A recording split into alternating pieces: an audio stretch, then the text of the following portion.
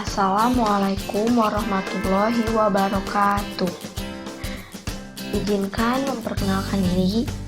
Nama saya Agista Nurul Insani, kelas 5C, jurusan Pendidikan Biologi, Universitas Sultan Ageng Tirtayasa.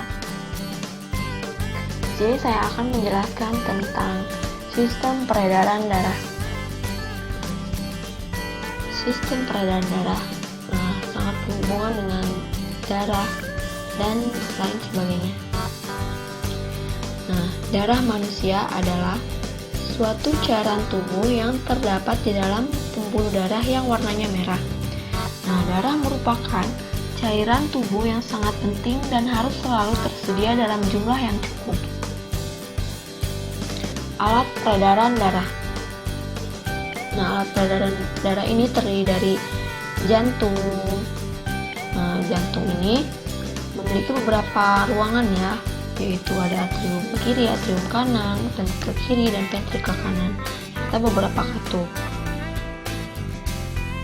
Alat peredaran darah juga terdiri dari pembuluh darah. Ini adalah gambar pembuluh darah. Kemudian terdiri dari pembuluh arteri, pembuluh vena, dan kapiler.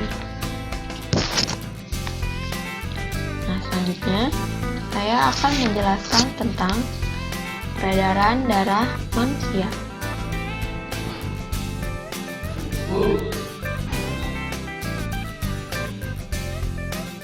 Peredaran darah pada manusia dibedakan menjadi dua, yaitu peredaran darah kecil atau pulmonari dan peredaran darah besar atau sistematik. Pertama ada peredaran darah kecil pulmonari. Peredaran darah kecil ini dimulai dari darah yang miskin oksigen dari seluruh bagian tubuh terkumpul di serambi kanan, kemudian dialirkan ke bilik kanan.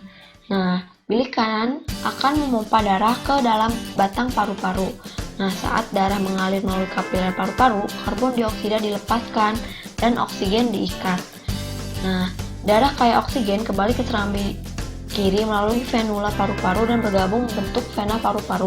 Secara garis besar, urutan peredaran darah pulmonari adalah dari ventrikel kanan, kemudian ke arteri pulmonaris, kemudian ke paru-paru, kemudian ke vena pulmonalis, dan terakhir ke atrium kiri, selanjutnya ke serambi kiri.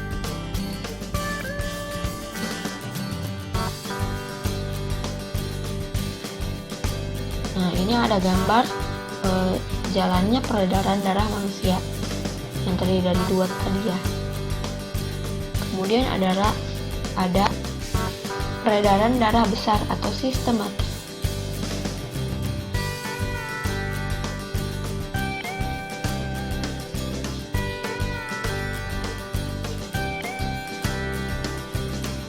Peredaran darah besar ini dimulai dari darah yang kaya oksigen dari keramik kiri masuk ke bilik kiri. Saat bilik kiri kontraksi, darah menuju aorta. Kemudian, darah menuju ke cabang aorta, lalu ke jaringan. Setelah itu, ke vena dan vena cava, lalu kembali lagi ke jantung di serambi kanan. Urutan peredaran darah sistematik ini adalah dari ventrikel kiri atau bilik kiri, kemudian ke bilik kiri, selanjutnya ke aorta, lalu ke arteri, selanjutnya ke arteriola, kemudian ke kapiler, lalu ke venula, lalu ke vena, lalu ke vena cava superior dan vena cava inferior, lalu ke atrium. Terdapat kelainan atau penyakit pada sistem peredaran darah. Kelainan atau penyakit pada sistem peredaran darah ini terjadi karena bawaan atau dari pengaruh lingkungan luar ya.